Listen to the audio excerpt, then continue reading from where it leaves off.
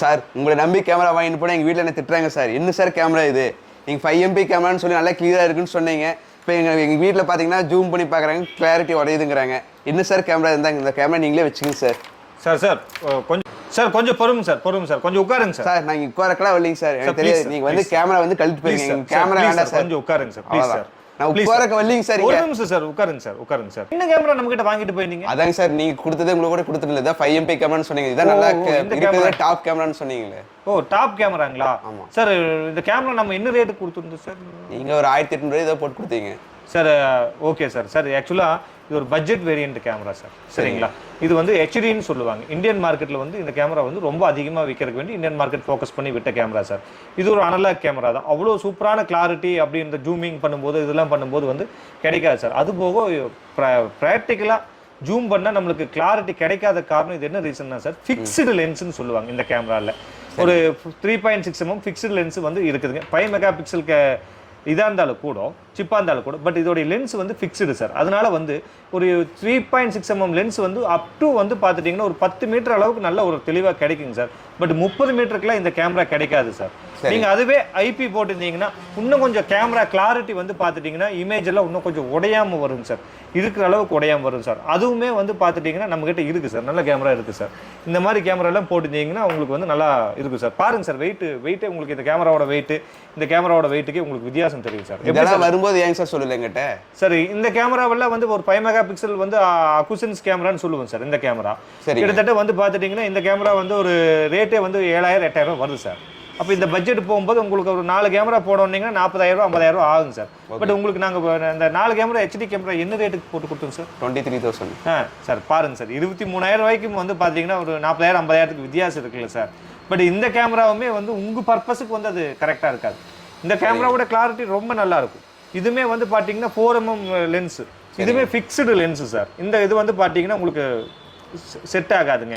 அதே பார்த்தீங்கன்னா இந்த மாதிரி கேமராவில் வந்து பார்த்துட்டிங்கன்னா பாருங்க சார், இந்த கேமரா தான் உங்களுக்கு செட் ஆகும் சார்.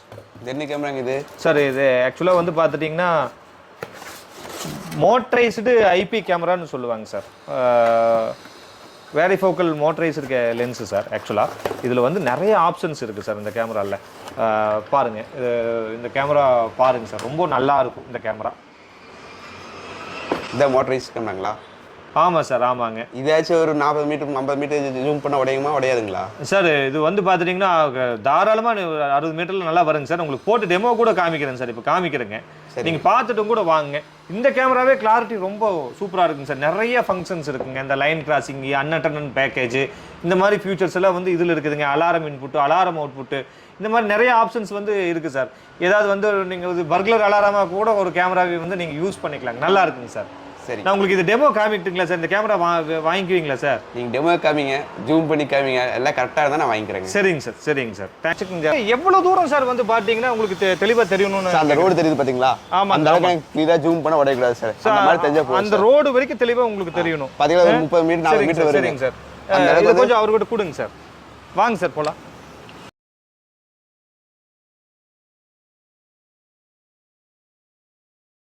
சார் இந்த கேமராவோட கிளாரிட்டி பார்த்துடலாங்களா? பார்க்கலாங்க, வாங்க போகலாம். சரிங்க சார். சார் இந்த கிளாரிட்டி உங்களுக்கு போதுங்களா சார்? போதுமானதாக இருக்குங்களா சார்? சார் என்னங்க சார், இது முன்னாடி மட்டும் தான் கிளாரிட்டியாக இருக்குது. பின்னாடி பாருங்கள், அந்த போர்டுக்கு நம்பர் கூட கிளியராக தெரிய மாட்டேங்குது. சார் எந்த போர்டு சொல்கிறீங்க சார்? அங்கே பாருங்கள், உங்கள் கம்பெனி போர்டே பாருங்கள், அருணைடெக்னு இருக்குங்களா? ஒரே செகண்ட் சார். அது இதுதான் சார் இந்த கேமராவோட ஸ்பெஷாலிட்டியை நான் சொல்கிறேன் சார், எக்ஸ்பிளைன் பண்ணி சொல்கிறேன் சார். சார் சொல்லுங்கள் பார்க்கலாம். சார் இந்த கேமராவுக்கும் நார்மலாக வந்து பார்த்தோம்னா இருக்கிற கேமராவுக்கும் ஒரு வித்தியாசம் என்னென்னா சார், நார்மலாக இருக்கிற கேமராவில் வந்து டிஜிட்டல் ஜூம் சார். இப்போ பார்த்தீங்கன்னா நார்மலாக வந்து இப்போ டிஜிட்டல் ஜூம் இதுவே பண்ணுறோம் பாருங்களேன், அது வந்து அவ்வளோக்கா வந்து கிளாரிட்டி வராதுங்க சார். இந்த இதுதான் டிஜிட்டல் ஜூம்னு சொல்லுவாங்க சார். பாருங்கள், ஏதாவது கிளாரிட்டி இருக்குங்களா? இல்லைங்க. ஸோ அதுவே லென்ஸே வந்து பார்த்துட்டோம்னா நம்ம வந்து வேரிஃபோக்கல் லென்ஸ்னு சொல்லுவோம். இது வந்து மோட்டரைஸ்டு வேரிஃபோக்கல் லென்ஸு சார். நம்ம வந்து செல்ஃபோனில் இருந்தும் கூட நம்ம கண்ட்ரோல் பண்ணிக்கலாம். நார்மலாக இருக்கிற வேரிஃபோக்கல் லென்ஸ் வந்து பார்த்துட்டிங்கன்னா நம்ம மேனுவலாக போய் அங்கே திருகிட்டு இருக்கணும். பட் வந்து இது அப்படி கிடையாது சார். நம்ம செல்ஃபோன்லேயே வந்து பார்த்துட்டிங்கன்னா நம்ம வந்து லென்ஸை வந்து நம்ம ஒரு பர்டிகுலர் ஏரியாவில் ஜூம் பண்ணி வைக்கணும், இந்த ஏரியா மட்டும்தான் இன்றைக்கி பார்க்கணும் அப்படின்னா அந்த ஏரியா நம்ம ஜூம் பண்ணிக்கலாங்க சார். பாருங்க சார், இப்போ அந்த போர்டுலேருந்து வந்து நம்ம டிஜிட்டல் ஜூம் பண்ணும்போது ஒன்றுமே தெரியல. ஆமாம், இப்போ நம்ம பண்ணுறோம் பாருங்க சார். நார்மலாக வந்து மோட்டரைஸ்டு ஜூம் நம்ம பண்ணுறோம் பாருங்க சார். இப்போ உங்களுக்கு அது ஒன்றும் தெரியல இல்லை சார்? ஆமாம். இதில் இப்போ இந்த இடத்துல வந்து உங்களுக்கு நல்லா தெளிவாக தெரியும் பாருங்கள்.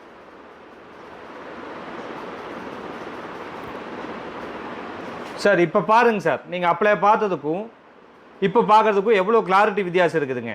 நார்மலாக நம்ம அந்த டிஜிட்டல் ஜூம் பண்ணி கூட பார்த்தோம்ல சார், அதில் அவ்வளோ கிளாரிட்டியாக இருந்துச்சுங்களா? இந்த மாதிரி பாருங்க, அதில் ஃபோன் நம்பர் கூட உங்களுக்கு வந்து நல்லா தெரியுது. பாருங்க சார், அந்த தம்பி முன்னாடி நடந்து வந்தாருன்னா